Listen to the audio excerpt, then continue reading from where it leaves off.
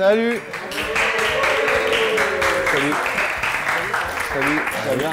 Ça va? Salut. La forme? Donc on va vous faire une petite masterclass sur la musique liée à la vidéo. Moi je m'appelle Wax et je vous présente Christopher. Salut. Qui travaille avec moi, avec qui je réalise la plupart des sons que je fais. J'ai commencé très jeune et j'ai commencé par la basse. La basse, c'est un instrument que personne n'a et la plupart des gens ne savent pas ce que c'est. C'est assez méconnu du grand public, ce qui m'a permis d'intégrer plein de groupes en fait. Ça m'a permis d'intégrer des groupes de métal, des groupes de rap, des groupes de rock, des groupes de folk. Et très très vite, je me suis rendu compte que j'étais capable de faire que ça de ma vie. Donc, j'ai pas cherché à faire d'études parce que j'étais chaotique à ce niveau-là. J'étais beaucoup trop focus sur la musique. Et très rapidement, donc, j'ai eu mon premier emploi dans un studio où ma velléité première et le truc pour lequel ils m'ont choisi et ils m'ont beaucoup aimé, c'était faire le café. Je faisais le café pour eux. On commence toujours comme ça, donc voilà, en faisant des trucs qui ne sont pas forcément les plus agréables. Mais en observant, j'ai pu apprendre plein de choses. Et c'est à ce moment-là où on passe d'un milieu amateur à professionnel. J'ai signé en maison de disques très rapidement. J'ai rencontré plein de gens, que ce soit dans la publicité, dans le cinéma, dans plein de choses comme ça. J'ai commencé à réaliser des albums pour les autres et non pas que pour moi. Et en fait, Internet m'est paru comme quelque chose d'hyper important pour les artistes parce que c'était un moyen alternatif de faire de la promotion pour nos albums, pour notre musique et puis même pour les gens qui nous suivent. Je voyais Internet, moi, comme un endroit dans lequel on pouvait vraiment s'éclater, à sortir les artistes de leur zone de confort, les rencontrer, s'amuser avec eux et faire quelque chose de différent. La première personne que j'ai invitée sur une émission que j'avais créée, à l'époque c'était sur Dailymotion parce que YouTube n'existait pas, c'était Orelsan. Il était inconnu, j'étais inconnu aussi. On s'est rencontrés à travers d'une vidéo qu'on a fait ensemble où j'avais créé un concept avec un ami qui était de reprendre de manière complètement décalée le single de l'artiste qui venait. Et donc, en fait, ça les amusait et on a commencé à avoir un buzz là-dessus. Et très, très vite, YouTube a pris le devant. Donc, on a switché. C'est à ce moment-là qu'on a créé le comité des reprises qui était basé sur la même chose avec PV Nova. Et j'ai fait ma propre agence pour faire de la musique liée à l'image. Et je me suis toujours rendu compte, si vous voulez, que l'image et le son étaient extrêmement liés. Mais je m'en suis jamais autant rendu compte qu'avec YouTube. Via YouTube, on se rend compte qu'une vidéo avec une image dégueulasse qui date de 2007, c'est pas un problème si elle a un super son. Et c'est pareil pour la musique. Quand il y a un clip, par exemple un vieux titre d'Oxmo Puccino qui a été hosté en 2007 sur YouTube et qui a un son convenable, le clip se regarde même si c'est pas du HD. Alors que le contraire, si on a une image HD mais un son dégueulasse, c'est inregardable. C'est exactement pareil dans la création. Quand on crée de la musique pour les autres, il faut toujours s'en tenir au brief de ce qui a été demandé, il faut toujours chercher à être dans l'excellence, parce que c'est ça qui peut faire qu'une vidéo marche bien, c'est le son. Ce que je trouve important dans la création, c'est qu'il y a des gens qui font tout, en fait. Qui font tout. C'est-à-dire qu'ils disent « Ouais, moi je fais le clip, je fais l'édit du clip, je fais la musique, je suis l'acteur, je suis machin. » Super, tant mieux poto, c'est bien que tu fasses ça. Mais moi je trouve que ça gagnerait tout le temps à s'entourer des gens qu'on estime être bons dans un rayon. Tu vois ce que je veux dire? C'est important de travailler en équipe. Ça permet d'avoir du recul. Et c'est pareil pour tout dans la création. Pour bien connaître, entre guillemets, les youtubeurs, parce que ça fait des années qu'on se côtoie, qu'on travaille ensemble, qu'on passe nos vacances ensemble. J'en connais quasiment plus aucun aujourd'hui qui travaille uniquement tout seul.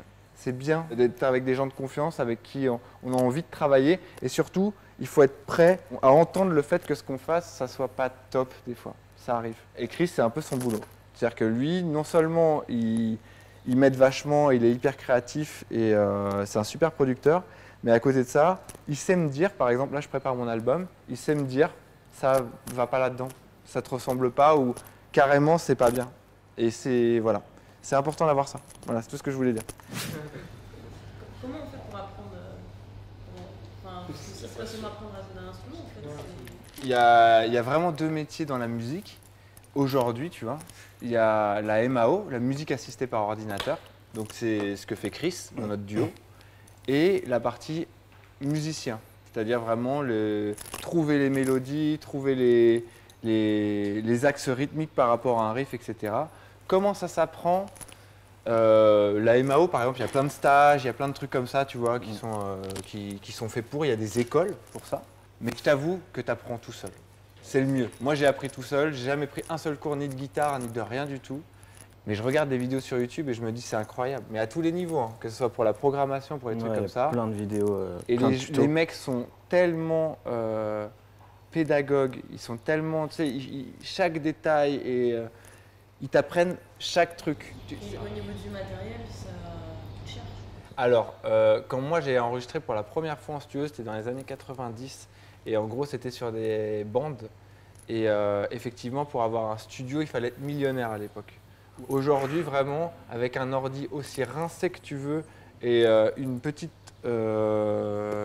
carte son, un jack et un petit micro, tu peux déjà faire des trucs incroyables. Moi je trouve que c'est bien d'investir dans des enceintes pour avoir une bonne écoute de ce qu'on fait. Donc, je sais pas si ça répond à ta question, mais... Après, tous les logiciels, je suppose, sont à peu près similaires et c'est suivant les plugins que tu prends, quand tu évolues, tu commences à prendre d'autres plugins, je suppose, pour évoluer. Ouais, tu peux évoluer dans tes logiciels avec des plugins, justement, ouais. Donc, il y a ces outils-là.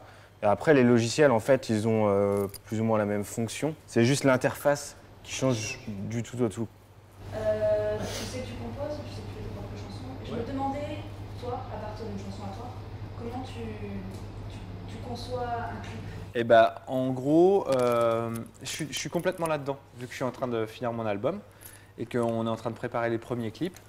En général, on est avec Chris, je trouve un riff de gratte, il le valide, il me dit « ouais, putain, c'est cool », je commence à chanter, je me dis « ah, je trouve un truc et tout ».